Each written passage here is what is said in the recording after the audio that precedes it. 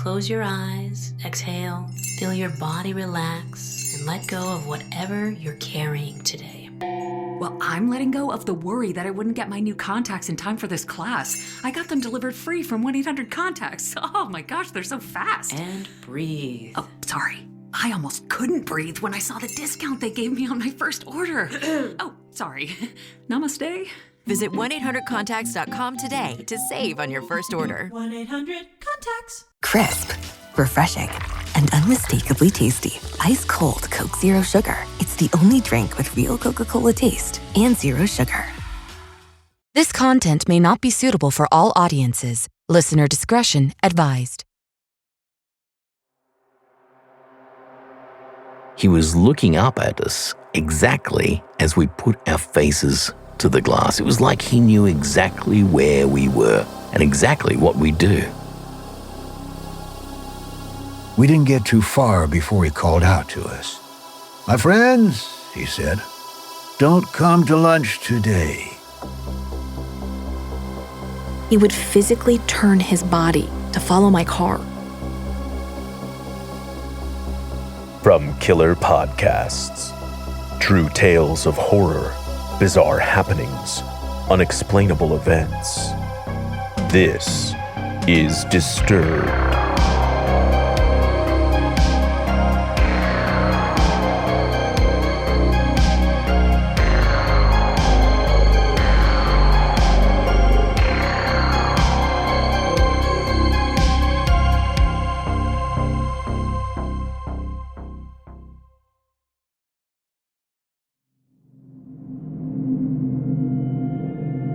Hello, and welcome back to the show.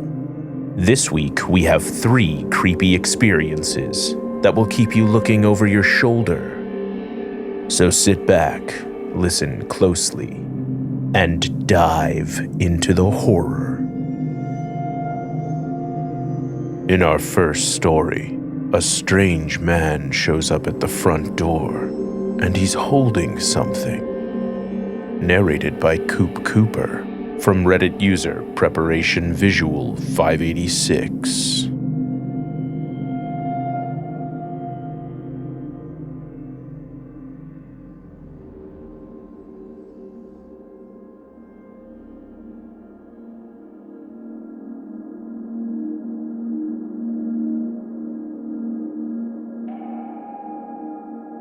I grew up in Sydney in the 1980s. My family lived in a nice 2-story house. Me, my mum and dad, and my 2 younger sisters. We were lucky in that we had plenty of family who lived close by, so when our parents wanted to go out, there were plenty of people who were happy to come and watch us for them. But being the eldest, I was always waiting for the day when I would be the one in charge.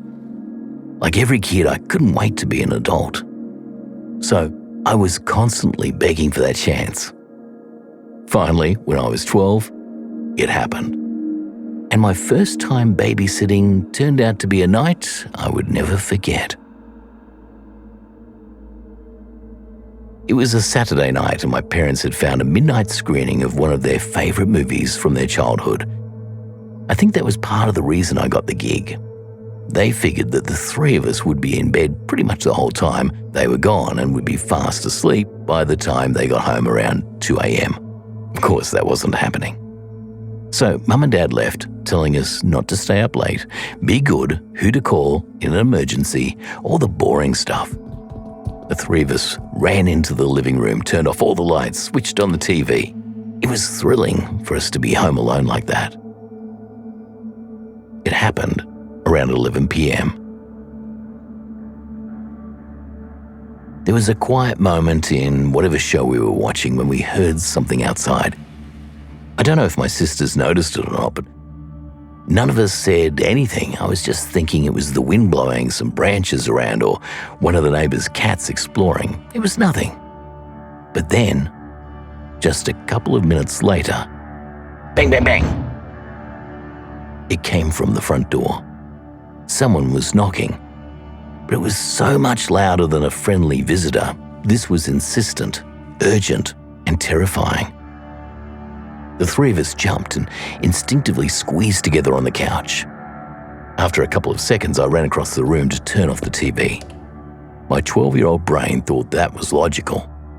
I didn't want whoever was outside to know we were there. My brain also told me that it was not an option to open the door. This might have been the 80s, but I wasn't stupid. I could feel myself holding my breath as we sat there in the dark, waiting. Then, bang, bang, bang. The knocking sound again. My heart sank. I think part of me hoped we'd been imagining it. I couldn't do that anymore. I steeled myself. I whispered to my sisters that I was going to go and take a look, then started creeping towards the front door. Luckily for me, the door was almost completely wood, with some thin strips of coloured and heavily frosted glass. It meant that no one could really see into the house, especially not with the lights out. But with the porch light on, I could kind of make out the figure of a person standing on our doorstep. I was crouched there on the tiles, looking up at this dark, smudgy shape through the glass. They looked tall, adult tall. That was all I needed to know. I wanted to call someone to ask for help. I knew there were family members just a few minutes' drive away, but the only phone in the house was right there in the entryway, just feet from the front door. There was no way I could make a phone call without the person outside hearing me. I stared longingly at the phone with the list of emergency numbers tucked under it. I felt my sisters creep up behind me, their hands reaching out to grab onto my pajama shirt. Then the doorknobs started rattling. They were trying to open the door, shunting it back and forth in the jam a bit. Whoever was out there, they were determined to get in. I looked around for something to block the door, just in case the lock somehow gave out. We had a heavy wooden doorstop, so I grabbed it and carefully wedged it under the edge of the door, hoping that would be enough to keep us safe.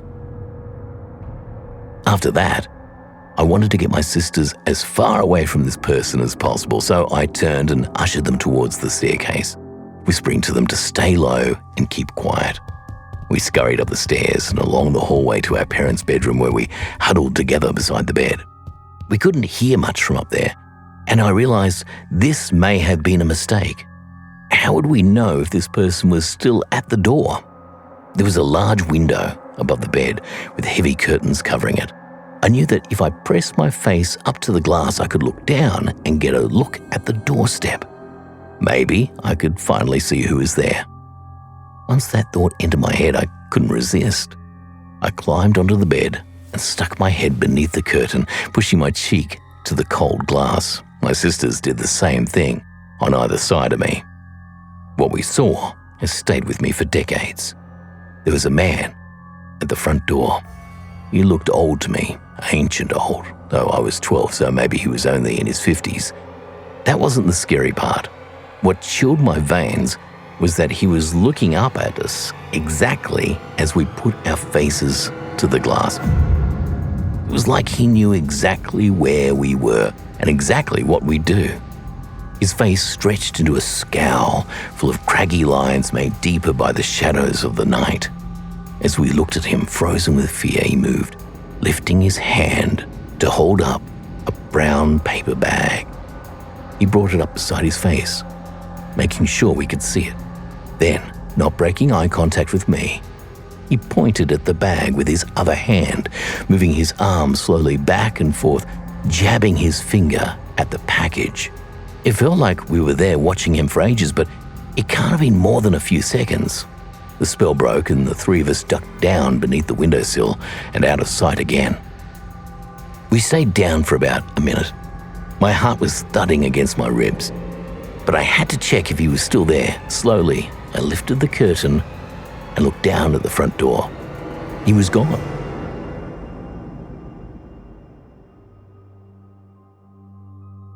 I had no idea if he'd left altogether or if he was hiding somewhere in the yard, waiting for the right moment to try and get in again. After that, my sisters and I were too scared to do anything but sit on the floor of the bathroom. When our parents finally got home a couple of hours later, all three of us broke down in tears, a combination of pent-up adrenaline, pure fear, and the simple fact that we were up way past our bedtime. Mum and Dad got us calmed down eventually and tucked us all into bed. As they turned out my light, I told them I didn't think I wanted to babysit again for a while. We never saw the man again after that night. I think my dad filed a police report, but all they had to go on was the story of 3 kids. There wasn't much they could do with what we told them. To this day, I'm haunted by the image of this face looking up at us. I wonder who he was and what he wanted. Perhaps more than that, though. I want to know what was in the brown paper bag he was so determined to make us see. That's the worst part. My curiosity won't let me forget. And the one thing I'm sure of is that I'll never get an answer.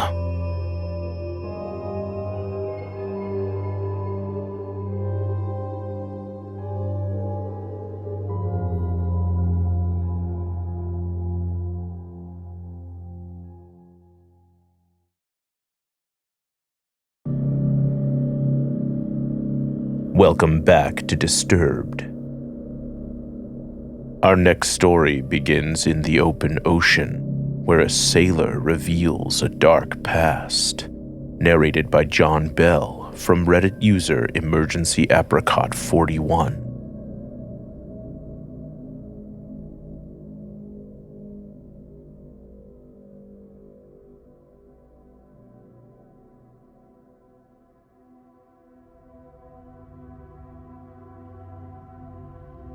I used to be in the Navy.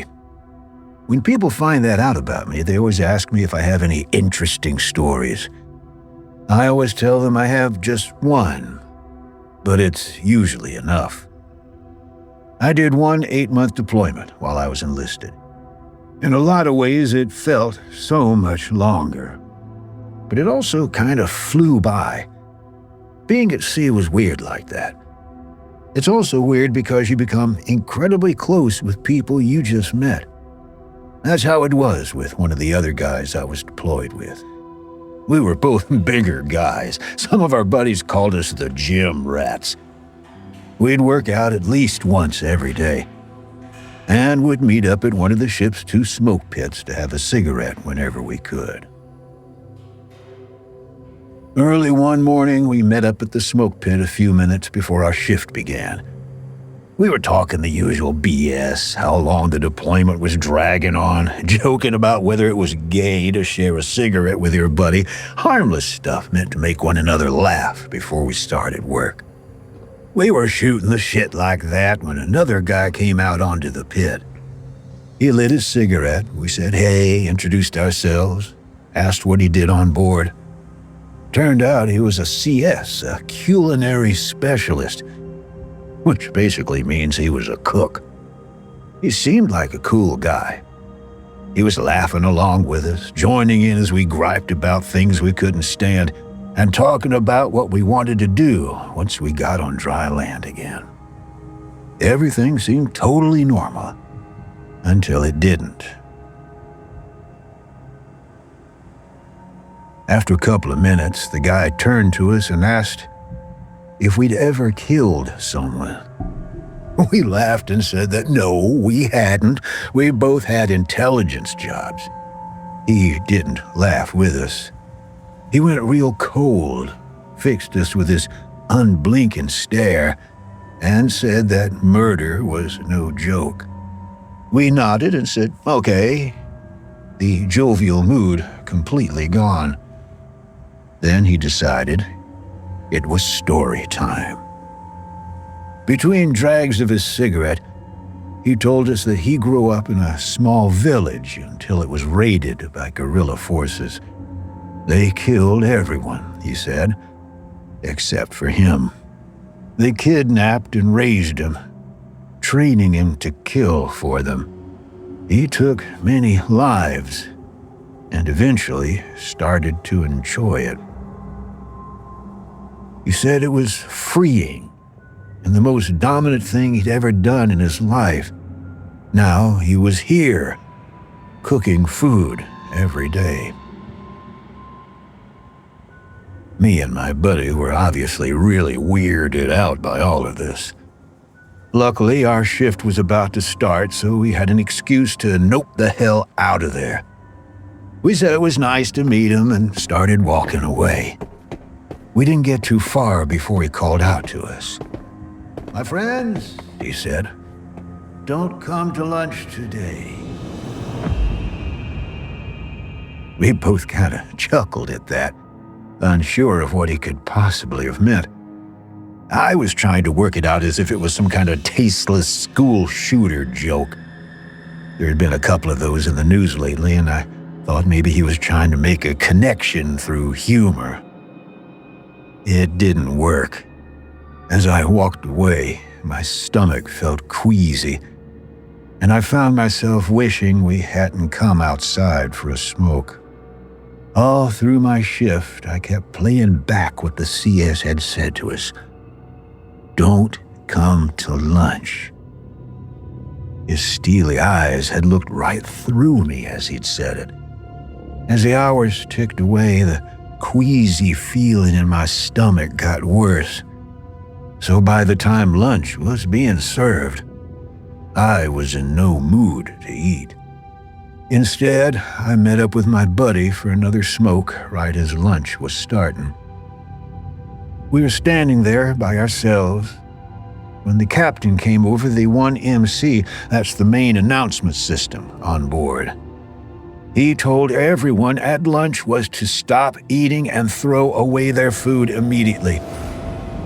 No one else was to be served food, and people who had already started eating were ordered to go to medical immediately. I looked at my buddy, and his eyes were as wide as mine.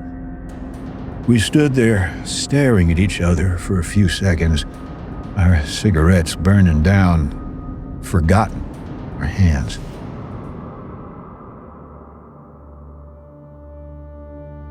We found out what happened a few hours later. Scuttlebutt was that the CS we'd been talking to had raided the supply locker for bleach and a bunch of other cleaning materials. Then he'd poured them all into the water boilers and inside of the ovens when no one else was around. I still don't know how they found out. Maybe they caught him on camera. It could have been the smell. I couldn't say. Whatever it was that gave him away, he was arrested and thrown into the brig at the bottom of the ship. He stayed there until we hit our next port. That's when about half a dozen NCIS agents boarded and escorted him off. That was the last I heard of the story, though. I never found out what happened to him after that. My guess has always been that he was sent to Leavenworth, but I honestly never spent much time thinking about his fate. I've always been too fixated on what it was that made him take a liking to us, made him want to warn us about what was coming. We were lucky that no one died that day. But if they had, would it have been our fault for not warning someone? We laughed the CS off as a slightly strange dude, but we still stayed away from lunch. We took him seriously enough to protect ourselves, just in case, but not enough to risk embarrassing ourselves by reporting him over nothing. I don't do that anymore. Ever since that day, I refuse to take any threat of violence as a joke. It's not worth that risk.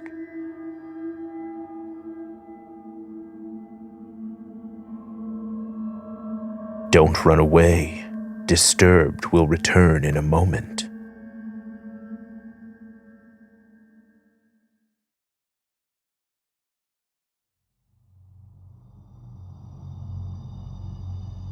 In our final story, a woman discovers her neighbor is always watching. Narrated by Danielle Patterson, from Reddit user Gigglebox06.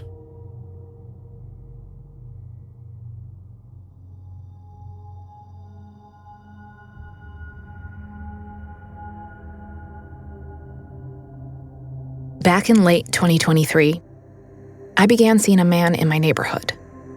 It was only 2 or 3 days a week at first. He was always out walking his dog, a golden retriever, usually in the morning around the time I left to go to work.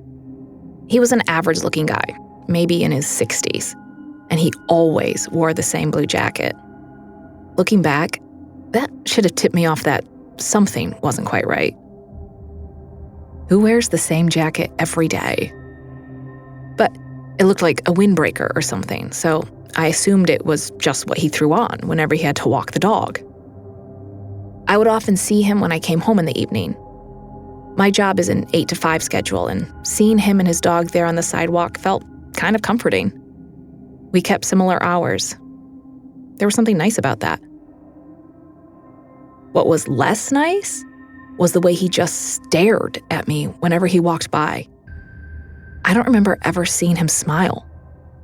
Then again, I thought maybe he had stuff on his mind. Maybe he was lonely. I could relate to that, so I tried to be friendly. One day, he was walking by my driveway as I was getting into my car. I waved and said good morning, then asked if he got the end-of-year letter from the HOA.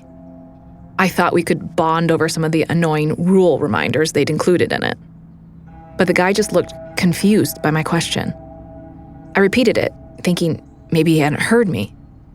This time, he shook his head. He hadn't seen that, he said. Okay, I told him, well, keep an eye out for it. Then he continued on his walk, and I started the drive to work.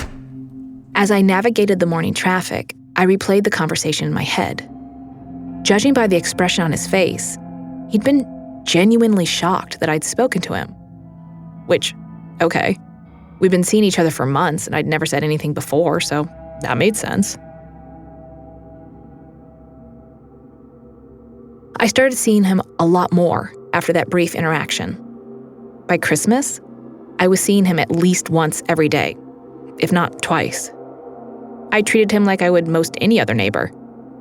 I gave him a quick wave and smile, and then moved on with my day. The following March, I separated from my husband. He moved out, taking the dog with him. I couldn't be mad about that, though. The dog was his before we got together, so it was only right. Still, it made the house feel awfully big and empty without them there.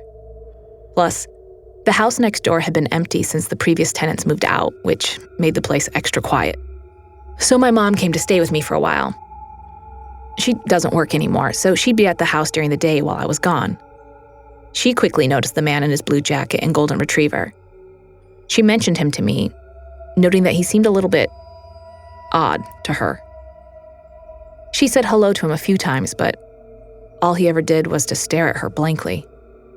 She had a theory, though. Since he seemed to have a schedule he stuck to, but was also somewhat confused by our attempts at talking to him, Mom thought he might have early onset dementia. Or maybe he was living with some other chronic condition, and his walks with the dog were his way of getting out of the house for some exercise. Whatever his deal was, we agreed that he was odd but harmless. Mom left after about a month, leaving me on my own once again. By this stage, I was learning to love new things about my house. My new favorite thing about it was that the backyard butted up to a national park. So beyond the back fence was just trees and forest. It was peaceful out there. Most of the time, at least. Every now and then, I'd be sitting out back when I'd hear what sounded like footsteps just beyond the fence. Almost always late at night when I was sneaking a cigarette before bed. But newly single and living alone, I was drinking a bit more back then, so I kind of figured I was being paranoid. Or it was raccoons scurrying around the woods. Now that I didn't have a dog in the house to scare critters off, it would make sense for them to be coming closer. Plus, it wasn't every night, so I could write it off in some way or other and go to bed. Still, whenever I heard those noises, I couldn't help feeling like I was being watched. Some nights I'd go out back and I'd swear there were less cigarettes in my pack than what I'd left there the previous evening. That really weirded me out. But again, I'd been drinking a fair bit and chalked it up to that. Maybe I was just misremembering things after too many nightcaps. It kept me up at night, though. All the second guessing. One morning, after a slightly sleepless night thinking about the sounds I'd heard out the back, I walked out into the backyard when the sun came up. I approached the fence, which has horizontal planks, instead of the more common vertical ones, so you can easily see through long stretches. I peered between the slats searching for... Honestly, I don't know what I was searching for. A pile of cigarette butts, maybe. Whatever I thought I might see, it wasn't there.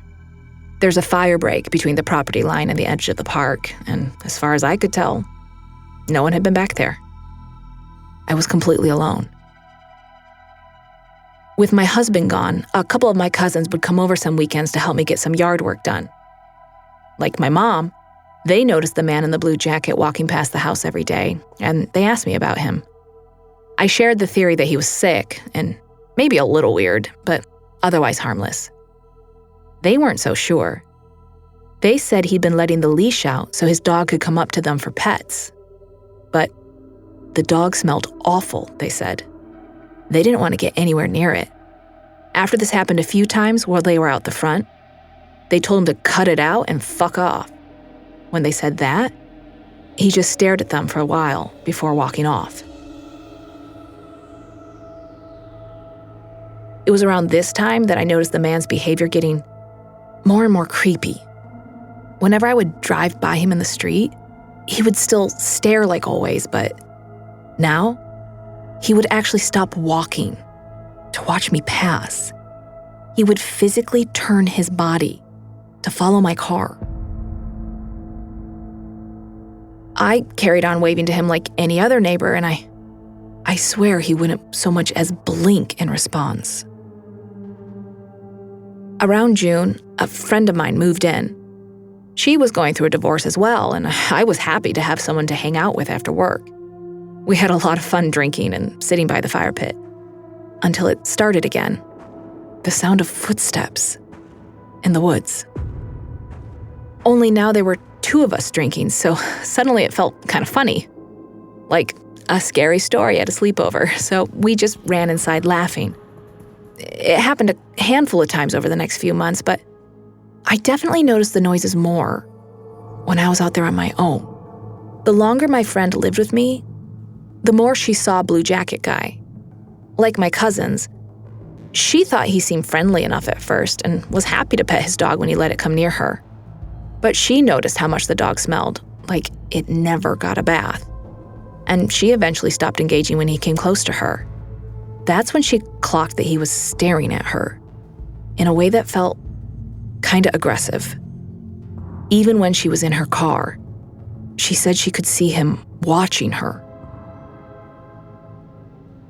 Then one day, I saw it. I was down past the entrance to our neighborhood, where a line of trees marks the start of the forest behind my house. That's where I saw him walking into the woods with his dog. Finally, it all made sense. Why he was always in the same clothes. Why he was always out and about. Why he and his dog seemed to smell so bad. And why I could hear things from the woods. This guy was living in the forest behind my house. Now, I know that not everyone has a home to call their own. The existence of an unhoused person in my neighborhood wasn't the thought that scared me. What made me uneasy was the thought that this man was watching me. The sounds I'd heard from my backyard at night were close enough that whoever was making them could have easily been spying on me through the fence. But I checked behind my property line and there was no sign of anyone coming near my place. Except, what if he wasn't watching me from the woods?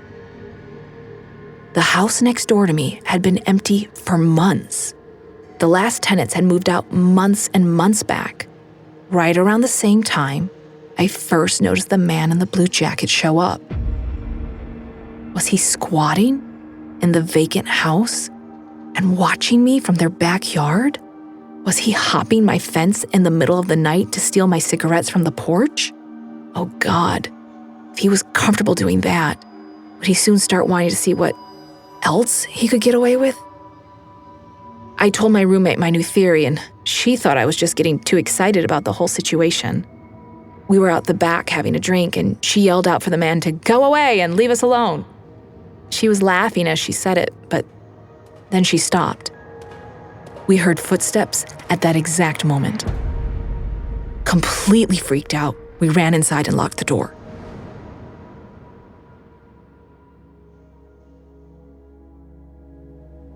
The next day, on my drive to work, I decided to order a couple of security cameras for the back door and the fence.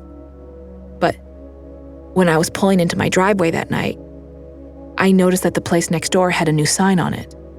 It had been leased at last. A few weeks later, a couple with 2 kids and a dog moved in. The day they rocked up with their moving truck was the last time I saw the man in the blue jacket. I kept an eye out for him for months, but he had just vanished. When I introduced myself to the new neighbors, I asked if they noticed anything strange in their backyard, but they hadn't. I think I weirded them out. But I didn't want to tell them about the man.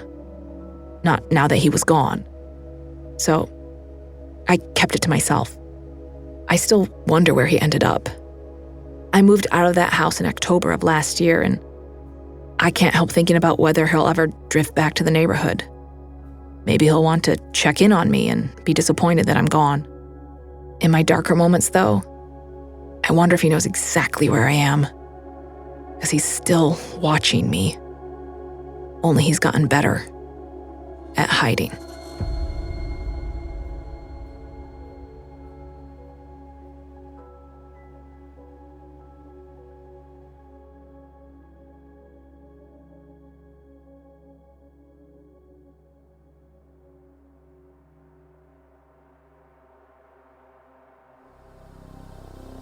Want more Disturbed?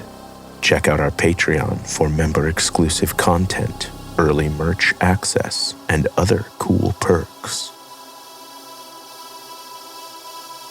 I'm your host, Doug Bailey, and this has been Disturbed, a production of Killer Podcasts and part of the Evergreen Network. For more paranormal and true crime shows, visit killerpodcasts.com. Follow our social channels at Disturbed Podcast on Instagram or Disturbed_pod on Twitter. If you enjoyed the show, please consider subscribing and reviewing on your favorite listening platform. Share your own true horror story at disturbedpodcast.com. Music by Epidemic Sound and by Carl Casey at White Bat Audio. Our producer is Declan Roars. Audio engineering by Nathan Corson, Will Pritz, and Sean Rule Hoffman. Executive producer Bridget Coyne. Until next time, stay safe out there.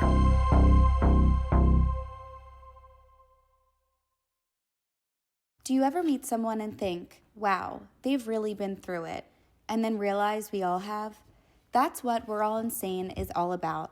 It's a podcast where real people sit down to share their stories that have shaped them. The raw, unfiltered moments that don't usually make it into everyday conversation. There are no scripts, no interruptions, and no filters. Just honest storytelling that unfolds naturally. From heartbreak and loss to recovery and resilience, every episode is a reminder that even in our darkest moments, we're never really alone. If you love hearing real stories that make you feel something, stories that connect us all, this is one you'll want to subscribe to. You can listen to We're All Insane wherever you get your podcasts. New episodes every Sunday.